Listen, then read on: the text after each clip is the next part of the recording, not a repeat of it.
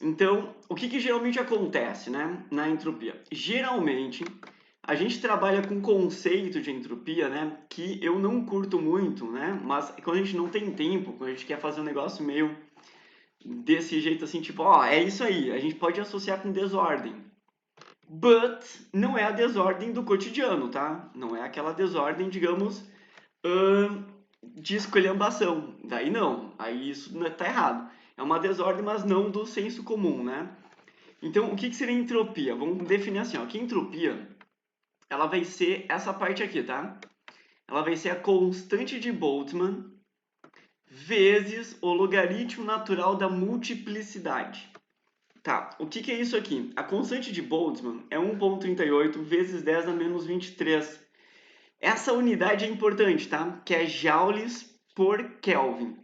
Por quê? Porque essa unidade ela associa com uma unidade lá da entropia da física, né? Que vai dividir calor por temperatura, que fica joules por Kelvin também. Então, vai fechar pelo menos. E só para ter uma ideia, o Boltzmann colocou essa formulazinha que a gente vai usar aqui, né?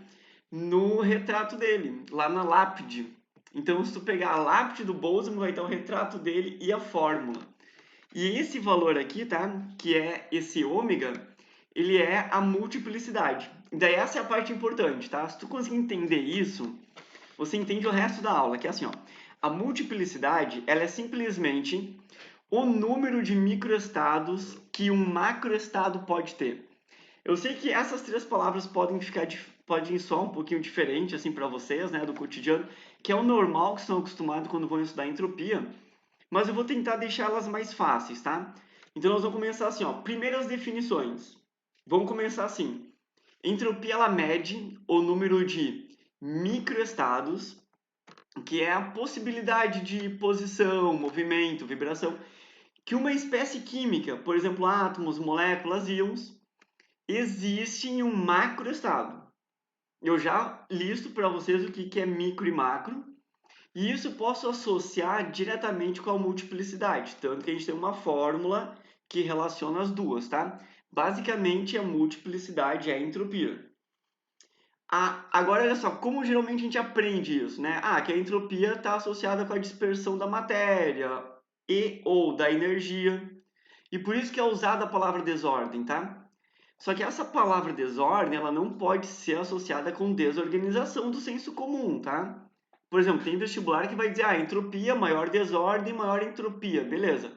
Só que a desordem que eles estão usando não é caos, né? Não é aquela coisa caótica, não é isso. Não é isso, eu vou te mostrar, vou te tentar te provar que não é isso, tá bom? Então, primeira coisa, macroestado é uma propriedade, por exemplo, pressão, temperatura, volume, número de partículas, por exemplo, 2 mols, 3 mols, energia interna e entropia. Esses são os macroestados.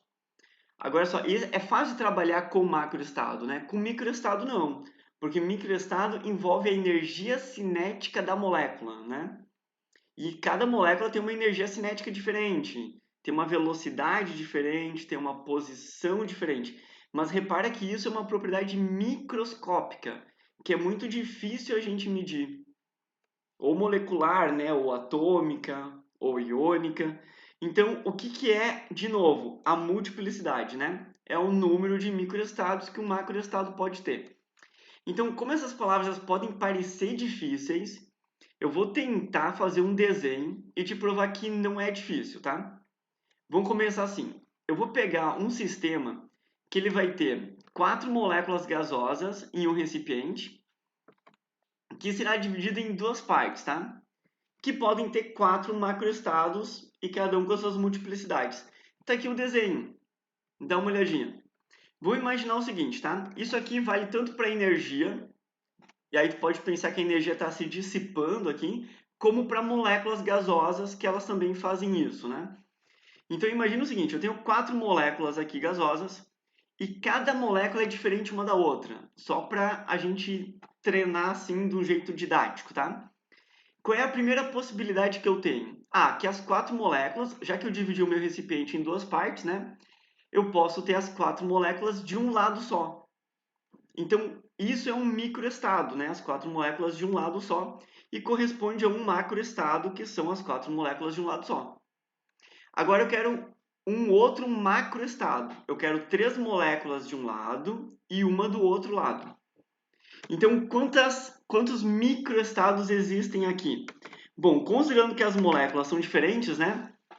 Você repara aqui que se eu tiver uma molécula vermelha, uma azul e uma verde de um lado e uma amarela do outro, ela é diferente se eu tiver azul de um lado e as outras do outro lado.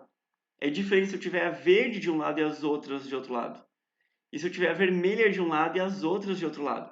Então, quantas possibilidades eu tenho, a palavra-chave é essa, tá? Quantas possibilidades eu tenho de ter uma molécula, né, sendo elas diferentes, de um lado e 3 do outro. Ah, eu tenho 4 possibilidades.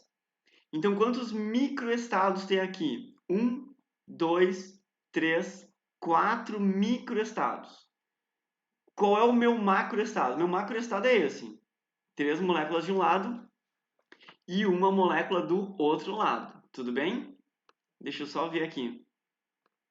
Entropia, visão geral. Fabrício. Show, Fabrício. Obrigado. Vou continuar aqui, tá? Então, se eu tiver assim, ó, 2 moléculas de cada lado. Se eu tiver 2 Posso te moléculas de... atrapalhar? Ah, desculpa, tu falou comigo. Pode te atrapalhar? Pode? Ano passado, fui eu que dei termodinâmica para eles. Eu comecei falando exatamente a mesma coisa que tu está falando. Só que a gente, na física, lógico, a gente tenta facilitar e a gente comenta exatamente essa entropia sendo a desordem. E eu comentei, se o pessoal do ano passado deve estar lembrado, eu comentei que a visão da entropia em caso de desordem, e o que o Rossoni está falando é muito importante, porque os livros de física fazem isso. Eles vão falar sobre desordem e vão mostrar assim, e é fácil entender realmente. Ele bota lá um quarto organizado e diz que naturalmente as coisas tendem à desordem. E aí mostra lá uma criança, ou a gente, né? A gente com o quarto todo organizadinho, daqui a pouco você fica no quarto, o quarto está todo desorganizado.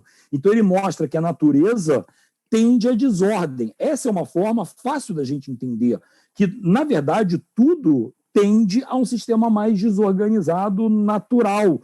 Mas ela não é a forma bonita com que Boltzmann tentou mostrar o que era a entropia. E a entropia está muito mais associada a um caráter matemático, que, como o Rossoni está se matando para tentar fazer vocês entenderem, porque realmente é difícil, porque entra um caráter probabilístico, entra todo um caráter estatístico, e a física ela é muito bonita quando entra nessa área estatística, na área probabilística, e isso vai gerar física moderna, não se esqueçam disso, que é uma física probabilística, né, uma física estatística. Naquele ano, quer dizer, no ano passado, quando eu dei termodinâmica, eu inclusive falei para vocês assim, ó, eu vou fazer um material sobre entropia da forma correta. E eu publiquei esse material ano passado, está escrito à mão, mas é exatamente o que o Rossoni está fazendo aí. Ele está mostrando a famosa pirâmide de Pascal, né, Rossoni? Que é esse sistema estatístico que a gente tem. E nesse material que foi feito ano passado para vocês, eu estou falando basicamente o que o Rossoni está falando aí. Depois vocês podem olhar, eu vou mostrar as moléculazinhas, quer dizer, essa é a visão perfeita da entropia. Essa é a visão, vamos dizer, adulta da entropia. É lógico que a gente pode pensar, para tentar até sair de questões que são mais fáceis, por essa coisa da desordem. Mas, com certeza, o que o Rossoni está tentando mostrar que é a parte mais difícil, que é a parte que todo mundo devia fazer, né, Rossoni? E que a gente, às vezes, não faz, porque a gente sabe que a grande maioria não vai entender ou que vai achar muito difícil. Então, o cara foge pelo lado mais fácil. Qual é o lado mais fácil? Ah, associa a desordem aí, a desordem do quarto, a desordem de qualquer porcaria, e que vai ficar mais fácil de todo mundo entender, mas que não é o correto. Né, o Rossoni, então, para com o wiki, Tequinho. O Tequinho tem vários wikis, né? E aí ele não para de apertar essa porra. Né? Enfim, perfeito, Rossoni. Tá tudo excelente. Vou ficar quieto aqui. Não, mas é isso aí mesmo. Pô, obrigado, Fabrício.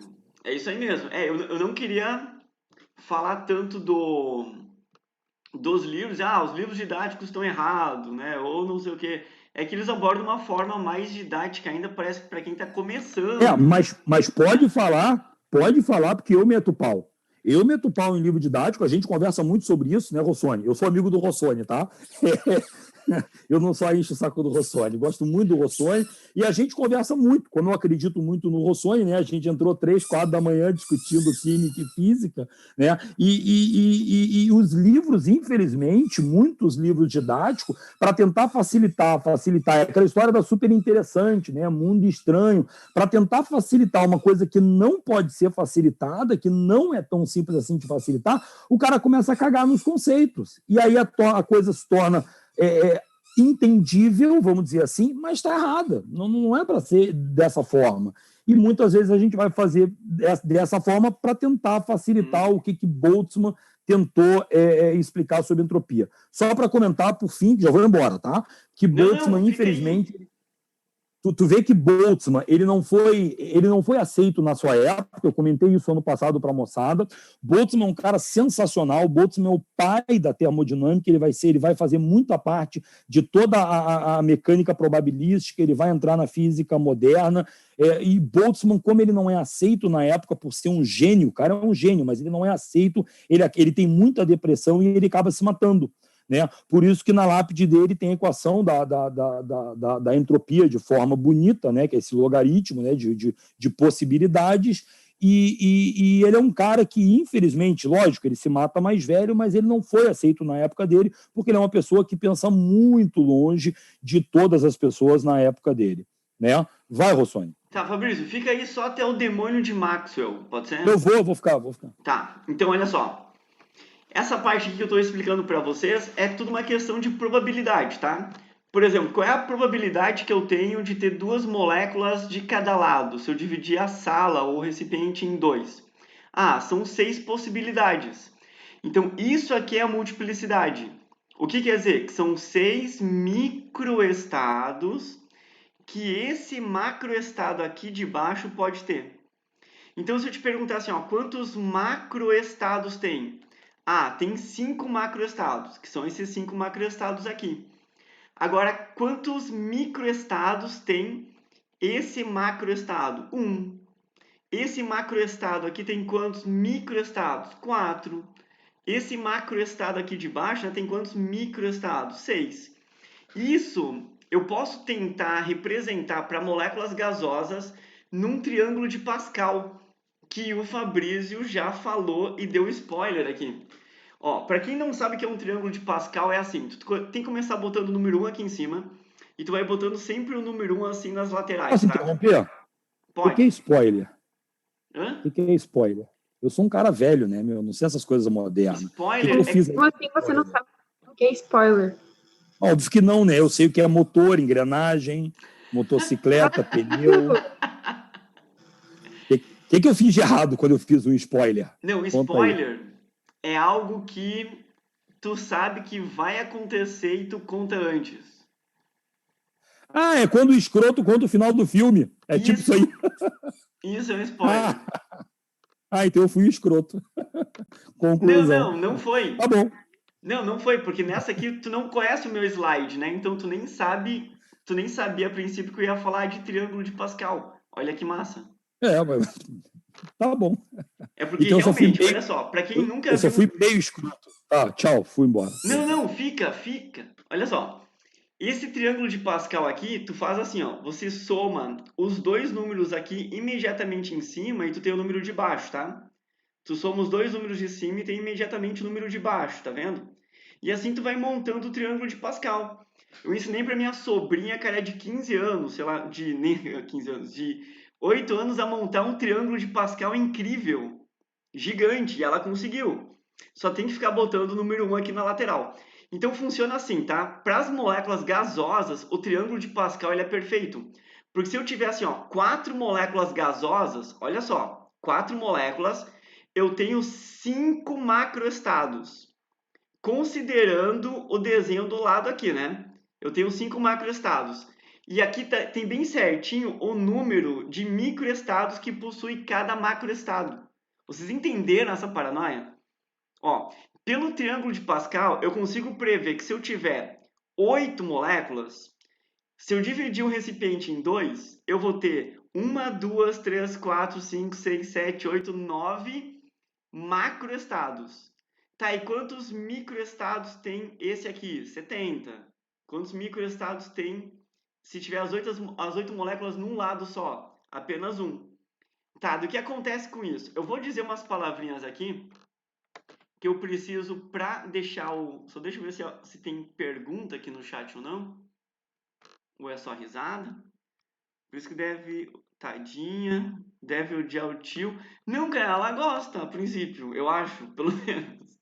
Então, olha só. Não, ela curtiu fazer o triângulo de Pascal, juro. Então, vamos pegar umas definições aqui muito boas. Olha só, a definição funciona assim. Olha a paranoia, tá? Equiprobabilidade microscópica. Eu juro que a palavra é difícil, mas é bem fácil de entender. O que quer dizer equiprobabilidade microscópica? Quer dizer que todos os microestados de um sistema isolado são igualmente prováveis. Por exemplo, a chance desse sistema aqui existir é igual à chance desse sistema existir, que é igual à chance desse sistema existir, que é igual à chance desse sistema. E ainda mais, o sistema ele divide o seu tempo igualmente em todos os microestados acessíveis. Por exemplo, se aqui eu tenho 16 microestados, tá? Aqui em cima a gente tem os microestados, aqui embaixo são os macro. Se eu tenho 16 microestados, e se eu tiver um tempo de 16 segundos, sabe o que vai acontecer? Cada um desses microestados vai ter a duração de 1 segundo.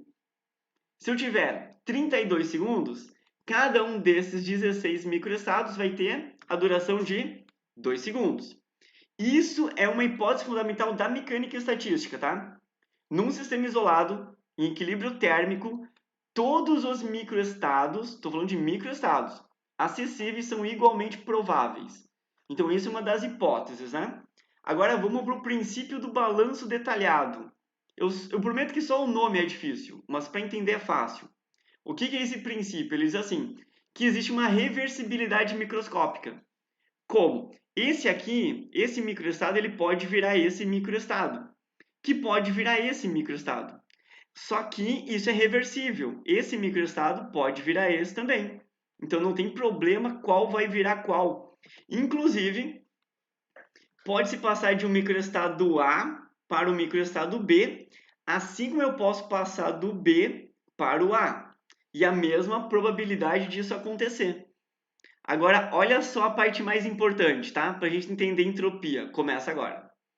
Existe uma probabilidade macroscópica que ela é diferente. Os macroestados, que são esses aqui de baixo, num sistema isolado, eles não são igualmente prováveis. Não são. Tá, como não são? A probabilidade do sistema de ser encontrado em um macroestado, ela é proporcional à multiplicidade, que é o número de microestados que ele tem. Por exemplo, se eu tiver essas 4 moléculas nessas condições, a chance de eu encontrar as moléculas desse jeito é 6 vezes maior que encontrar as moléculas desse jeito aqui. Isso é a probabilidade do macroestado. Aí tu tá pensando, tá, mas isso influencia muito? Influencia. Se eu pegar, por exemplo, 20 moléculas, tá? Você pode montar o triângulo de Pascal com 20 moléculas, tá? Aqui vai te dar o número de moléculas que tem. Eu vou aumentar essa parte aqui para tu conseguir ver melhor. Tá aqui, ó, 20 moléculas, tá? Então, qual é a chance, se eu tiver um recipiente dividido em dois, de eu encontrar as 20 moléculas num lado só do recipiente? Uma. Qual é a chance de eu encontrar 10 moléculas em cada lado? 184.756. Quer dizer, o número de vezes, a probabilidade de encontrar 10 moléculas em cada lado do recipiente, ela é 184.756 vezes maior do que encontrar todas as moléculas, as 20 moléculas, num lado só. E a gente não está falando de um número muito grande, não. Porque se eu pegar 10 na 22 moléculas, que é 0 mol de oxigênio, que é 3,2 gramas de oxigênio, eu peguei esse número porque provavelmente é o número de moléculas que pode ser no teu quarto. Tipo uns 3,2 gramas de oxigênio. Sabe o que vai acontecer? O número, olha só a paranoia. Eu estou pegando aqui só as moléculas que vão estar no lado direito, tá? Imagina que o Fabrício está no quarto e funciona assim. eu tenho isso aqui no quarto do Fabrício, tá? Esse número de moléculas no quarto do Fabrício. Qual é a chance de todas essas moléculas de oxigênio que estão no quarto dele ficarem desse lado aqui e não ficar no lado que está o Fabrício e ele morrer porque não consegue mais respirar o oxigênio? Cara, a chance é uma. Ó, então, número de partículas no lado direito. Não tenho nenhuma partícula no lado direito. Estão todas no lado esquerdo. Então, qual é a chance disso ocorrer? Uma. Agora, qual é a chance dessas moléculas se dividirem meio a meio e ficarem todas, né, bem divididas ali? A chance é 10 na 10 na 21. Então, existe alguma possibilidade do Fabrício morrer asfixiado porque não tem oxigênio? Não tem essa possibilidade. Porque o número é tão grande, que esse aqui é o macroestado mais provável. Esse é o macroestado mais provável. Então, vamos lá, onde é que eu quero chegar com isso, tá? Eu quero chegar ao seguinte. A gente vai associar que a entropia é a flecha do tempo. Como assim? Porque a probabilidade de um sistema migrar de um macroestado de maior multiplicidade para um macroestado de menor é praticamente nula. Qual é a chance, de novo, das moléculas, né, do quarto do Fabrício se agruparem tudo num lado e ficarem ali por um tempo? Cara, é nula. Qual é a chance das moléculas, se elas estiverem num lado só, se espalharem por todo o quarto? Cara, é muito grande. É um número muito grande, é muito mais provável. Então a gente diz que isso aqui praticamente não ocorre. Só que a paranoia é o seguinte, a gente pode associar isso com o calor. Em vez de moléculas, você poderia pensar isso como difusão de energia. Acho que é melhor do que falar em difusão de calor, né? É difusão de energia. Então, por isso que eu posso dizer que essa difusão de calor, ela também aumenta a entropia. Por quê? Porque é muito mais provável que eu encontre as moléculas espalhadas, o calor espalhado. Por quê? Porque a entropia é maior. Porque a multiplicidade é maior, né? Porque o número de microestados que tem naquele macroestado, com elas espalhadas, é maior. Isso é entropia. Beleza? Agora, olha só. Tem como reverter a seta do tempo? Cara, é difícil. Quando a gente... porque eles associam com flecha do tempo, né? Entropia.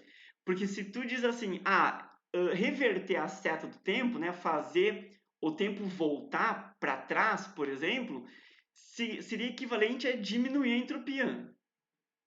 Por exemplo, imagina a seguinte paranoia, tá? Imagina que tu tá numa mesa, eu vou pegar aqui um objeto qualquer, tá? Imagina que tu tá numa mesa e essa mesa do nada começa a aquecer uma ponta e esfriar todas as outras pontas.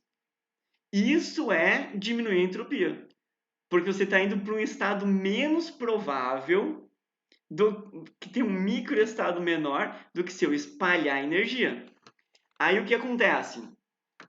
Os físicos, eles bolaram um questionamento mental, né? Tipo, tá, e se existisse um demônio de Maxwell? Daí a galera vai dizer, tá, mas que história é essa, demônio de Maxwell? Não, imagina o seguinte, ó. Se existisse alguma coisa que pegasse, por exemplo, as moléculas, ó, ele vai chamar isso de demônio, tá? Porque eles não arranjaram um nome melhor para isso, tá? Não sei porque é demônio e não anjo também, né? Mas azar. Que eles vão falar assim, ó, imagina que existe alguma coisa que faz com que essa coisa, em vez de passar as moléculas com mais energia e espalhar elas, né, direitinho, assim, ele consegue diminuir a entropia. Como diminuir a entropia? Imagina que esse demônio, ele escolhe as moléculas que são frias, digamos as azuis, põe num lado, e esse demônio põe as moléculas quentes no outro lado.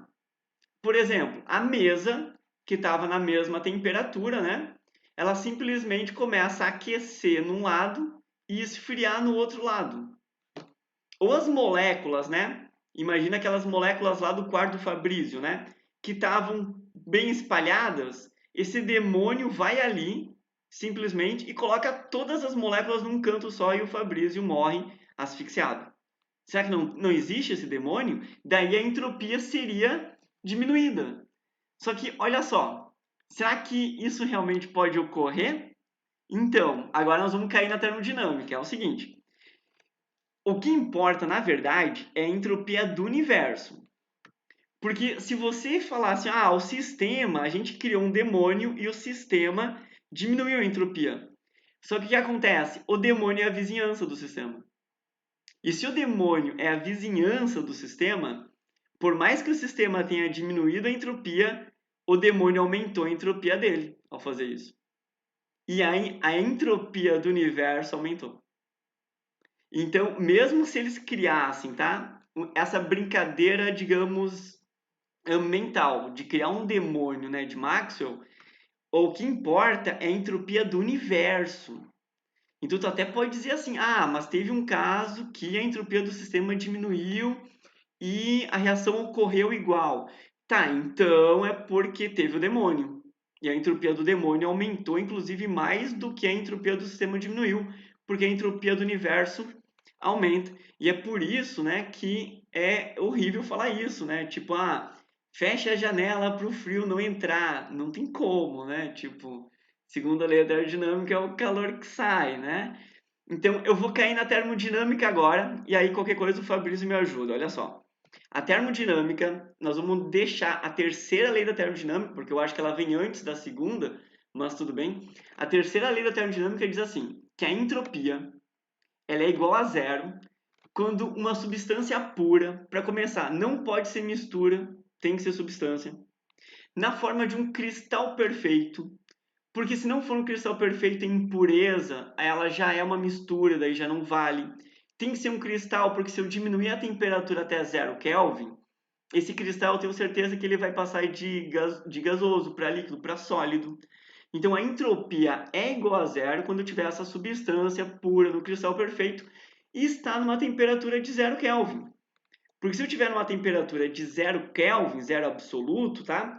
A probabilidade que eu tenho, o microestado que eu tenho no macroestado é um só. Não existe outra opção. As moléculas não vão se mexer. Elas não têm uma outra opção de organização. Só existe aquela. E o logaritmo de 1 vocês sabem que é zero. Então é por isso que a entropia é zero. Beleza? Aí tu vai dizer, tá, mas tem um problema que a gente não consegue atingir o zero absoluto.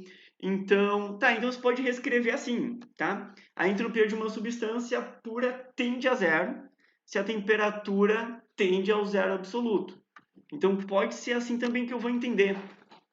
Só que por que é importante você sacar isso, tá?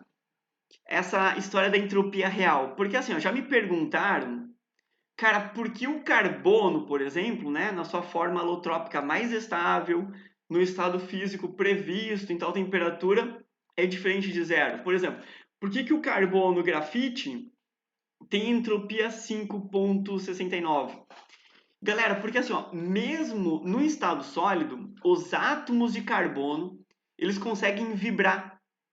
Cada vibração é um microestado diferente. Então, mesmo sendo sólido, no estado padrão, tá? Na forma alotrópica mais estável, no estado físico previsto, a entropia não vai ser zero, porque os átomos ainda estão vibrando e podem vibrar de formas diferentes, e se tem microestados possíveis, a entropia não é zero. Então a entropia só vai ser zero quando for o quê? Quando não tiver um microestado. Quando não tiver uma possibilidade nenhuma de movimento, de rotação, de nada. Então ela não tem nenhum, ela só tem um único microestado possível. Aí sim. Aí o microestado é 1, daquele macroestado a entropia é 0, beleza?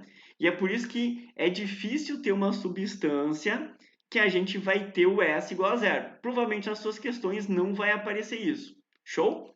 Agora que tu entendeu a terceira lei da termodinâmica, que é, resumindo, entropia igual a zero, e quando isso acontece, eu posso ir para a segunda lei. Porque a segunda lei ela vai dizer o seguinte, olha, por questões óbvias, né? Qualquer processo espontâneo, existe sempre um aumento de entropia do universo. Cara, olha só, tu vai dizer assim, mas aquela entropia, eu já vi sistema que a entropia diminuiu. Mas o demônio de Maxwell que fez a entropia aumentar fez a entropia do universo aumentar. Então, o que importa aqui é a entropia do universo maior do que zero. Beleza? Aí tu vai dizer assim, ó, cara, eu viajei nessa história do demônio de Maxwell. E o que seria o demônio de Maxwell? Então, tem um cara chamado Gibbs que ele equacionou isso para reações químicas. Ele vai chamar isso de energia livre de Gibbs. Então, o que seria energia livre de Gibbs? O demônio de Maxwell. Porque ele consegue prever se uma reação vai ocorrer ou não. Claro, ela vai fazer uma relação com a entalpia. Olha só a paranoia, tá? Ela vai pegar a relação com a entalpia, se vai ser uma reação endotérmica ou exotérmica, e vai relacionar com a entropia, porque eu sei que a entropia do universo tem que aumentar. Detalhe, tá? Como a gente sabe que a entropia aqui, ela é joules por Kelvin, né? Ela tem que ser multiplicada pela temperatura, e aí, óbvio que essa temperatura tem que ser o quê? Kelvin, né? Mas isso que é na maioria das fórmulas da física e química, tu sabe que tem que usar Kelvin, né? Só vou pedir um detalhe para vocês, é que a entropia é sempre joules, tá? Tem que cuidar isso. E a entalpia geralmente é quilojoules. Então, quando for usar essa fórmula, lembra de transformar isso aqui, tá? Multiplique esse valor aqui por 1000. Então, para poder usar joules com joules, tá? E dificilmente vão te dar o ΔH em joules. Então, tem que transformar para joules, porque eles dão geralmente em quilojoules, tudo bem? Então, tira esse quilo aqui quando for usar a fórmula. Eu vou tentar te mostrar isso de uma forma bem fácil, tá? Imagina uma reação isentálpica. O que é isentálpica? É quando o ΔH é igual a zero. Então, se o ΔH for igual a zero, o ΔG, que é a energia livre de Gibbs, é menos T∆S. E tu vai entender por que tem esse menos. Olha só, esse ΔS aqui é a entropia. E a gente sabe que a entropia do universo, ela tem que aumentar.